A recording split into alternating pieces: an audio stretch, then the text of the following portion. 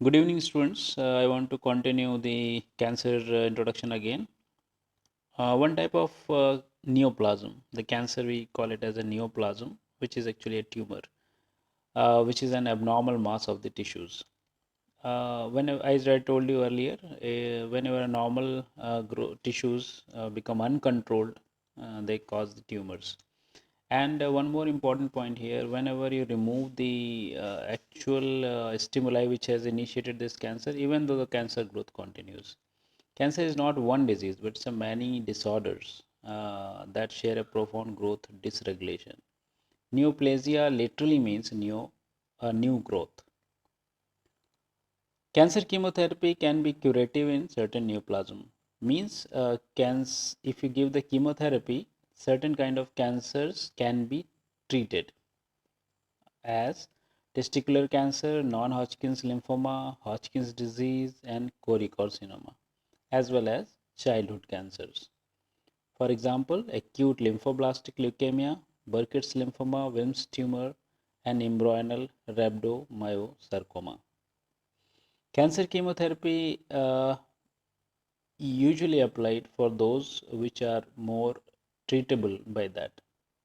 Chemotherapy combined with initial surgery. Now, this is another method where chemotherapy followed by the surgery or surgery followed by the chemotherapy can be given. For example, in locally advanced early stage breast cancer, esophageal cancer, rectal cancer, and osteogenic sarcoma.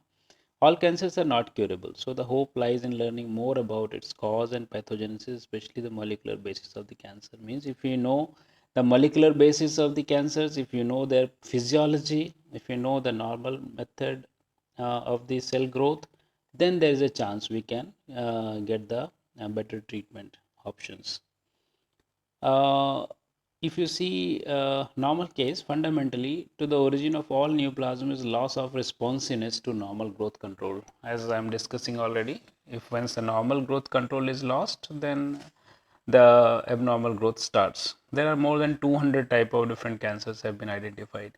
Normally our cells undergo mitosis only when necessary and stops when appropriate. For example, cut skin. If there is any cut in the skin, that grows the cells and heals it up or fills that gap which has been created by that cut. So how it is happening? It is happening because of the mitosis. So mitosis starts whenever it is necessary, and mitosis stops automatically when the need of the cell growth is getting over.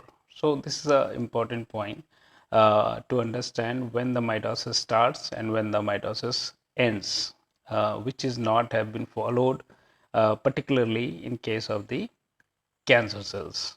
So what we are observing here. Now, the new cells which are filling into that damaged area, means I am talking about the cut. If the cut has happened, the new cells growth will be happening. And you remember the cut is, when there is a cut, there are two ends of the cut. So the growth of the cell starts from both the end and fill up that gap. This is called as the contact inhibition. Contact inhibition means when the cells are growing from both end of the cut, and when they are growing and meeting with each other, that is the contact inhibition. So that is a controlled one, and which is not been followed properly in the cancers or the tumor cases.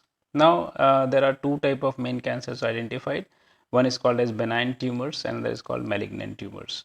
Benign tumors remain localized, they can't spread, and it's generally amenable to local surgical removal. Means if they are not moving and they are in one place, surgically can be removed. Malignant tumors, they are actually called as cancers, right? Because they can invade, destroy adjacent structure and spread to distant sites.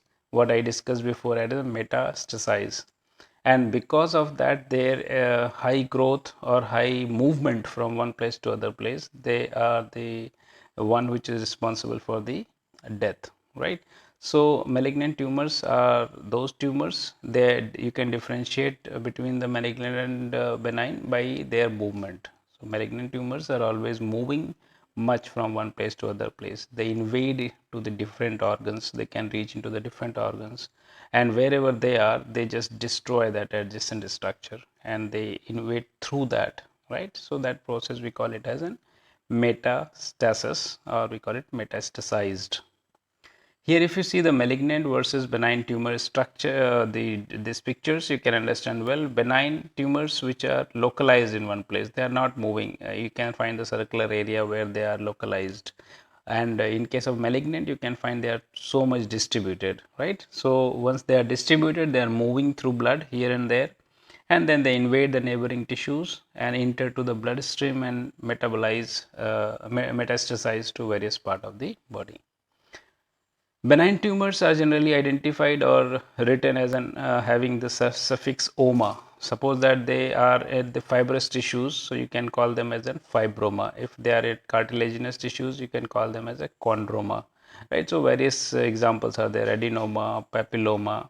It is very easy to understand just to add on the oma of the tissue where it is actually originated by the name of the tissue, and at the end of the tissue name you just add oma, so you will get the benign tumors. So fibroma because it is in the fibrous tissues, chondroma because it is in cartilaginous tissues, right?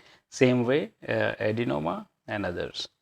Now another one is called as a polyp. This is another kind of mass that projects above the mucosal surface, right, and form a microscopically visible structure. It is little different one. This tumor terms commonly is used for the benign tumors. Some malignant tumors also may appear as polyp. Also, there are cyst adenomas, right? So now, malignant tumors.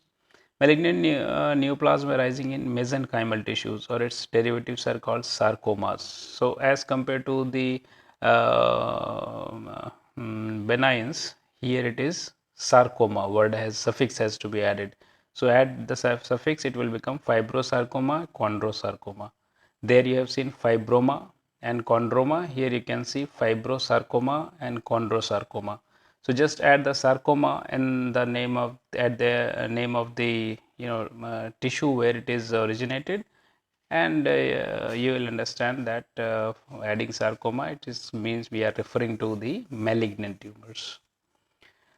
Malignant neoplasm of epithelial cell origin are also called as carcinomas. You might have heard the word carcinomas. So when the malignant neoplasm means, malignant means cancerous, neoplasm means tumors of epithelial cell origin, then called carcinomas. Example of carcinomas are squamous cell carcinoma, adenocarcinoma, poorly differentiated carcinomas, right? So as per their different origin, we call them as the different names. But one thing is common: every cancer tumor is having sarcoma at the end. Here some mixed tumors are also there. Mixed tumors means they undergo divergent differentiation, creating so-called mixed tumors. So here we have some mixed names as well. Mixed tumor of salivary gland origin, also called pleomorphic adenoma, and fibroadenoma of the female breast is another common mixed tumors. So like that are also there, which are mixed kind of tumors are there. These benign tumors contain a mixture of proliferated ductal elements, adenoma. Here, what I am going to tell you, here is a mixture of adenoma and fibroma together, right? So that's kind of called as the mixed tumors, although only the fibrous component of it is cancerous. Normally, this kind of cancers present on the ovary and testis, if you are talking about this, and sometimes abnormally present in embryonic linings as well. When all the component part are well differentiated, called benign teratoma, malignant teratoma, lymphoma, mesothelioma, melanoma, and seminoma, right? So these are the different names which are coming for the mixed tumors here. Okay, here are some not very clear, but there are certain one chart where clearly shown the origin of the tissue, benign tumors name, and the malignant tumor names. So they all listed in different way. One side there is origin, and the side benign tumors name and the malignant tumors name. This is also the similar table talking about it. Now this is a very important slide where we are talking about there is a one normal cell.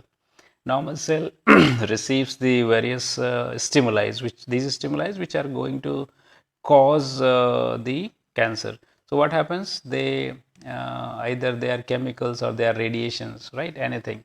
What happens by their effect? The DNA will damage. Now, once the DNA will damage, DNA will either go for recovery and will repair their DNA and it will become a normal cell, or it will go for the mutations, right? Once it will go for the mutations, the various conditions will appear, and here alterations in the growth will happen, and it's not properly visible some of the things in the video.